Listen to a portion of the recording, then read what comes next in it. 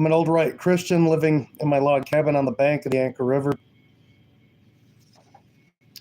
I think I read that one yesterday. Going to do this tonight.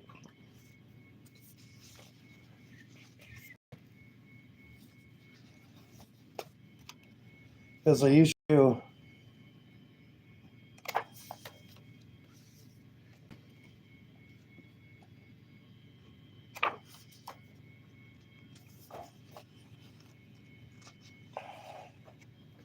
That one already.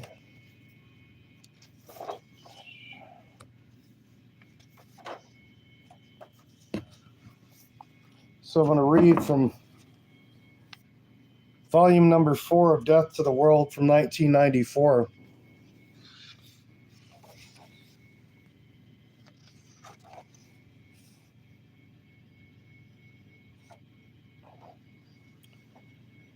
Suicide, the last genocide. Only one chance, even the longest life is so short. In the face of eternity which spreads out behind it and before it, and which we will never understand in this life, but will experience someday, whether we choose to or not. No matter how long we live, when we look back on this life, it will all seem so short as if one day. Only one chance. There are so many things which we have not experienced, which we could experience. Only one chance to learn what real love is for the first time. And we have never learned, if we are not ready to sacrifice ourselves for it, and more than that, to die for it 100 times. After we die, we can never again make that sacrifice, can never again taste the sweetness of that pain. Only one chance to find out that the philosophy, mindset, and religion of the 90s are not the only ones, and that perhaps there are better ones in the past and other places. And that it's not true what we've been taught about how what is more modern is better. Only one chance to no longer be a slave to times and fashions of the modern counterculture as well as the culture, especially when both the culture and the counterculture have failed us. Only one chance to be alive, only one chance to show courage, only one chance to change things and to change course. Only one chance to rise above the state of irresolution and passivity and doubt into which we've been placed by television and other electronic media stimulation. Only one chance to live virtuously, only one chance to go to the mountains and watch the evening sun filtering through the trees, only one chance to sit on a cliff over the ocean and wonder why you're here. Only one chance to see the stars, only one chance to hear a heartbeat, only one chance to be free. True freedom comes not from taking life, but from giving it. Suicide is the only unforgivable crime because it is the only crime after which you cannot ask forgiveness. After that, you enter a future life in which there are no more chances, and that if you've not been taken, the one chance you've been given is true hell. Suicide takes the lives of 6,000 of the young generation in the U.S. each year. And this was written in 1994.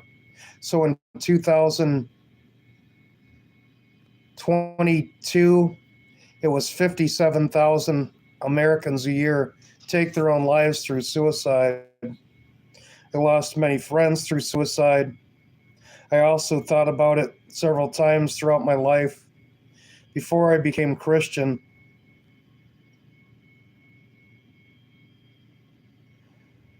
suicide takes the lives of over 57,000 of people a year in America. This phenomenon is something unheard of in the history of the world. Why should this be? If the world is truly becoming a better place, suicide is the last genocide. Monk Damascene. Howdy, brothers and sisters. Thank you for joining me. Fathers and teachers, I ponder what is hell. I maintain that it is the suffering of being unable to love. Once the infinite existence, immeasurable in time and space, a spiritual creature was given on his coming to earth the power of saying, I am and I love. Once, only once, there was given him a moment of active living love, and for that was earthly life given him. And with it times and seasons, and that happy creature rejected the priceless gift, prized it and loved it not, scorned it and remained callous. Such a one, having left the earth, sees Abraham's bosom and talks with Abraham, as we are told in the parable of the rich man and Lazarus, and beholds heaven and can go up to the Lord, but that is just his torment. To rise up to the Lord without ever having loved, to be brought close to those who have loved when he has despised their love. For he sees clearly and says to himself, now I have understanding, and though I now thirst to love, there will be nothing great, no sacrifice of my love. For my earthly life is over, and Abraham will not come with even a drop of living water. That is the gift of earthly active life, to cool the fiery thirst of spiritual love which burns in me now. Though I despised it on earth, there is no more life for me, and will be no more time. Even though I would gladly give my life for others, it can never be. For that life is past which can be sacrificed for love, and now there is a gulf fixed between that life and this existence. They talk of hellfire in the material sense. I don't go into that mystery and I shun it. But I think if there were fire in material sense, they would be glad for it. I imagine that in material agony, there's still greater spiritual agony would be forgotten, at least for a moment. Moreover, that spiritual agony cannot be taken from them, for that suffering is not external but within them. And if it could be taken from them, I think it would be bitterer still for the unhappy creatures, for even if the righteous in paradise forgave them, beholding their torments and called them up to heaven in their infinite love, they would only multiply their torments, for they would arouse in them still more keenly a flaming thirst for responsive, active, and grateful love, which is now impossible. In the timidity of my heart, I imagine, however, that the very recognition of this impossibility would serve at last to console them, for accepting the love of the righteous together with the impossibility of repaying it. By this submissiveness and the effect of this humility, they will attain at last, as it were, to a certain semblance of that active love which they scorned in life, to something like its outward expression. I am sorry, friends and brothers, that I cannot express this clearly, but woe to those who have slain themselves on earth, woe to the suicides. I believe that there can be none more miserable than they. They tell us that it is a sin to pray for them, and outwardly the church, as it were, renounces them. But in my secret heart, I believe that we may pray even for them. Love can never be made an offense to Christ. For such as those I have prayed inwardly all my life, I confess it. Fathers and teachers, and even now I pray for them every day. Oh, there are some who remain proud and fierce even in hell, in spite of their certain knowledge and contemplation of this absolute truth. There are some fearful ones who have given themselves over to Satan and his proud spirit entirely. For such hell is voluntary and ever consuming. They are tortured by their own choice, for they have cursed themselves, cursing God and life. They live upon their vindictive pride like a starving man in the desert, sucking blood out of his own body. But they are never satisfied, and they refuse forgiveness. They curse God who calls to them. They cannot behold the living God without hatred, and they cry out that the God of life should be annihilated, that God should destroy himself and his own creation. And they will burn in the fire of their own wrath forever, and yearn for death and annihilation, but they will not attain to death. Fyodor Dostoevsky.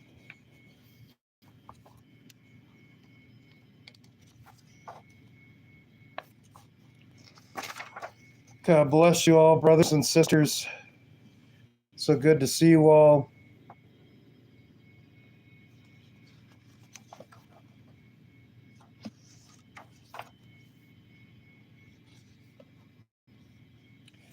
Xenia the Visionary. Xenia lived in Russia in the 1700s and lived a comfortable life. She was married to an imperial colonel whose name was Andrei, and apparently they were well off. She was still young and in good health when he died suddenly one night at a drinking party. The unexpected death of her beloved husband completely shattered her whole world. She was 26 years old and childless. The distraught widow looked around herself at all her possessions, at her pointless little world, and suddenly began to realize the vanity and transitoriness of all earthly joys and treasures. She came to realize that there is true value only in heavenly treasures. To the utter amazement of her friends and relatives, Xenia began to give away all that she possessed. Her money and personal belongings she gave to the poor, and she gave away her house to a friend. Finally, her relatives decided that she had taken complete leave of her senses and considered her mentally imbalanced. Having realized that there can be no true happiness on earth and that worldly possessions are only to the attaining of true joy in God, she suddenly vanished for 8 years. It was at this time that Xenia was called to the highest feat of spiritual perfection, that of foolishness for Christ's sake. This is a state of appearing to the world as totally crazy, when in fact the sanity of the person is just beyond this world. There is in the fool a total understanding of life and death, good and evil, love and hate. There is complete reconciliation with God, while the world says it's madness. Xenia returned to her own home dressed in her dead husband's old uniforms, and thereafter would only respond to her late husband's name. Until her death, people called her Andre. It was as if she had hoped in some way to take upon herself the burden of the horrible state of his drunken soul at his death. Sorrowing for his sins and for her own, she began to wander the streets of the poorest area of the city. Wherever she went, people would persecute and laugh at her, and on some occasions throw mud and rocks at her. With complete meekness, however, she kept before her the image of God, who suffered without a murmur, heard all accusations, bore all persecutions, and suffered terrible torture and crucifixion. Because of God's example, she bore all hardships with silence, saying, God, forgive them, for they don't know what they do. Those who felt sorry for her would give her some spare change or some clothes, but she, in her selfless love for mankind, would turn around and give all the gifts away, leaving nothing for herself. Through prayer and suffering, Xenia was reconciled with God. Thus, God was in her and she was in God. For her uncompromising love, she was revealed as visionary and had the gift of seeing the future. Sometimes she would hint at the approaching illnesses or death of someone in order that they might repair themselves for their fate. On one occasion, Xenia was seen to be weeping both day and night. When someone asked her why she was weeping, she only replied, there is blood, there is blood, there is a river of blood there. And she began to weep all the more. In the days following, there was a bloody murder, and all her tears bore witness of it before it even happened. For a long time, no one knew where Xenia spent her nights. One night, the local police followed her and discovered that the elder woman spent all her nights in an open field, praying in all seasons and all kinds of weather. Xenia truly bore that faith in which all things are possible, while still living in her body, her soul always soared above this world, dwelling in a living, discreet communion with God. Thus we could say that the foolishness of God is wiser than men.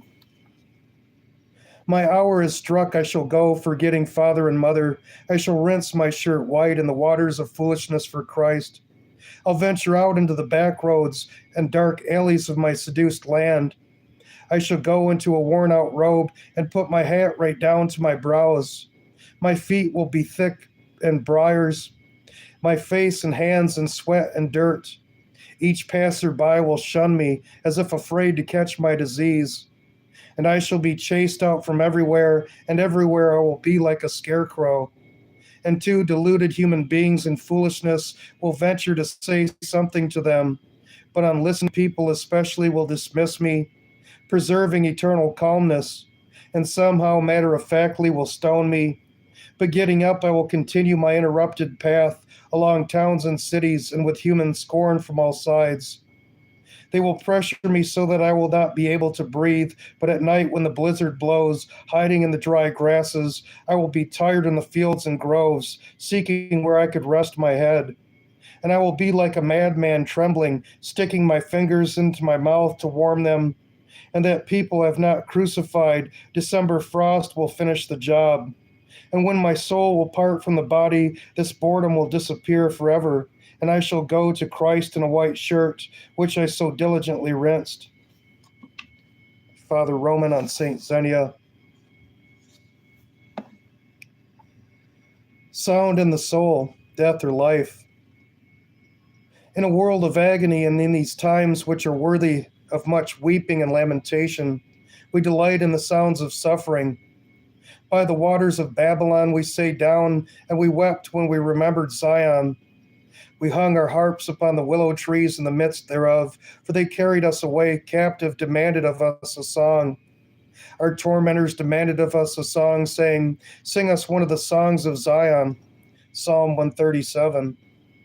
We are held captive, but we sing a different song, not a song of Zion, but a song of death, a song that glorifies violence, sex, hate, pride, and a death that kills both body and soul. Our world is a prisoner of these sounds. From some there is no escape, because some make the endless mistake of suicide. This generation, this nihil generation, is a victim of these sounds which kill. These songs are sung in all walks of life and all social groups. The vices they have picked are accepted by all, for all cry out this violent cry, a cry that to many in this generation, the suicide generation, scream all the way to the grave. They say it's okay because the younger generation is just releasing their frustration and anger. They say that it's a phase of rebellion that the youth inevitably experience. And so the world continues to support this mass genocide as the youth continue to kill themselves off. This must stop. These sounds must not echo. This song must not be played. In order to grapple with the sounds of our times, we must better know our own soul. We need to find the door into which all this negative energy enters, and we must slam the door shut. To be a true watchman and to guard the treasure inside the flesh, the soul, we must slam the doors of the senses to all evil. Through our senses, sight, hearing, smell, taste, and touch, enter into the soul's all impressions on the mind, both good and bad. In our times, the order of things has become inverted. Instead of seeking God within, the heart seeks for pleasures without, and is content with them. We tend to feed the senses mostly with perversion and evil so as to please ourselves, and thus we abandon our love for other people. Since we must use our senses, we need to guard them carefully and gently, exposing them as best we can to good, to beauty. In these times, there are no lovers of truth who are willing to fight for truth and war against their own fallen nature. There are none left to stand up against a world that delights in violence and destruction in the soul.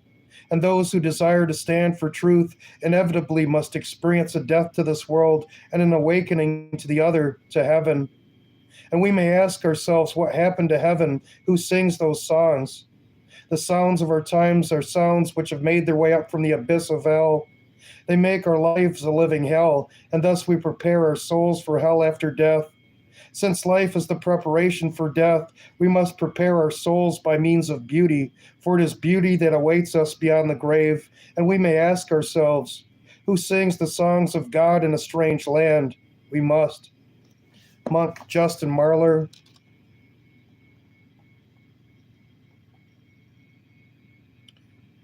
A meeting with suffering. Simeon had waited a lifetime for God to come to him as a child in the flesh, as was promised to him decades before. And when that moment occurred, he cried unto God, "Now let thy servant depart in peace according to thy word, for my eyes have seen thy salvation." At that moment, he had the pleasure of meeting the child that was to bear the suffering of the world. It was on this day 2,000 years later when we remember Simeon receiving into his aged and frail hands this child. I also had the pleasure of receiving into my arms the long-awaited suffering that would chisel my hard heart of stone. As I crossed the threshold of the door, I didn't know at all what to expect. My father had tried to describe to me this woman that we were to meet, but all he could say is that her suffering is beyond words. There we stood in her living room waiting to meet her, and my father looked at me with strong and careful eyes and told me that the reason he brought me there was so I would always remember to pray for her. From out of one of the rooms and under a sun-filled skylight and over a creaky wood floor she appeared. She was about 60 and had a long scarf covering her mouth and gray hair with only her deep sunken painful eyes exposed. She told me that she couldn't eat because her mouth was all broken up and the pain was too great. Her skin was broken and bleeding in many places and her whole body was stiff from feeling so much pain for so long. She could never sit down because the pain would increase to unbearable degrees, so she would constantly be on her feet. She also couldn't stand in one place, for the pain would increase. She could rarely sleep or lie down at all, for that matter, for the pain would be again unbearable. Thus she was to spend the rest of her painful life walking circles in her house, constantly falling from dizzy spells. Through a trembling English voice, she spoke only of her anguish, saying always, I'm frightened for fear of the pain. You have to help me. I am trapped and there is no way out. I can't escape. As we conversed, I would walk her around the house in circles. I would try to talk to her about things other than pain and suffering, in hopes to get her off the subject, but it was to no avail. Then one day I brought up a subject that caught her attention. I asked her if she liked classical music, and joy entered her eyes as she said that when she was in Paris, she used to play the violin. I asked her if she liked Mozart, Handel, and Bach. When I said Bach, she lit up and said that his music was her favorite, especially the piece called Ich hab genug. I have had enough. Later on, when I was back in the monastery, I was inspired to listen to that song. The piece of music is inspired by the life of Simeon and is receiving the Christ child into his arms and cried to God that he is now ready to die. An angel told him decades before that he would live to be an old man so as to see the child God taken upon himself human flesh, and only then would he be able to die. The words are as follows: I have had enough. I have seen the hope of the faithful in my yearning arms. If the Lord would only deliver me from the chains of my human form, if only the time for my departure were here with joy, would I say to the world, I have had enough. Slumber now, weary eyes, close softly and peacefully. World, I stay here no longer. I have renounced thee that my spirit may thrive. Here all is misery, but there I shall behold sweet peace, perfect repose. My God, when wilt thou call me in peace to join thee, to lie in the cool earth and rest there with thee? With joy I greet my death. I couldn't for the life of me forget her anguish, and thought for a short moment that the world hinged on her pain. Her life was pain, and her reason for living was only pain. That was her only interest in life. The words of the child, the God who took human form, settled in my mind. How long must I suffer you? I realized that through her, she was losing sight of life. She has treasured the hurt so long that she had almost lost sight of the other world, heaven. The soul may now be confined in the dying flesh, but the higher aspect of man must rise above the body, for the flesh will rot, but the soul will live on. Remembrance of God is pain of heart, endured in the spirit of devotion. But he who forgets God becomes self-indulgent and thus insensitive. St. Mark the ascetic, from the 5th century.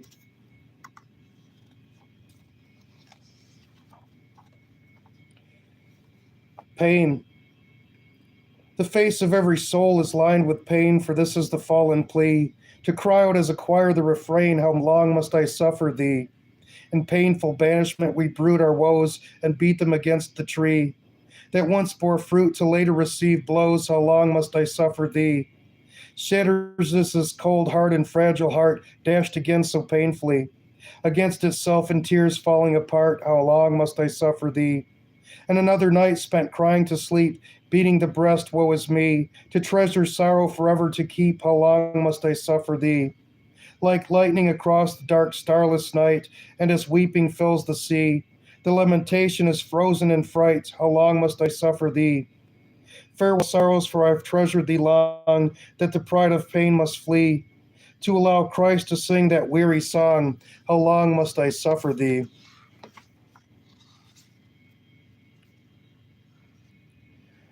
Thank you, brothers and sisters, for joining me.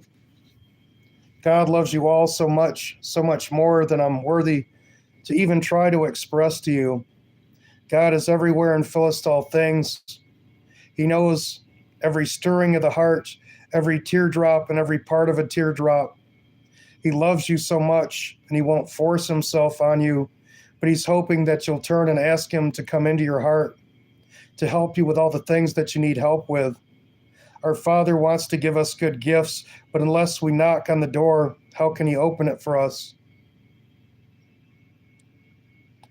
You all matter so much. None of you were a mistake. No matter what the world has tried to deceive you with, know that you are loved so much more than any man could ever express to you. And if you'll just take one step toward God, he'll run to you and embrace you in his arms. Thank you all for listening. God bless you all. God willing, I'll see you again tomorrow. God bless. Paka paka.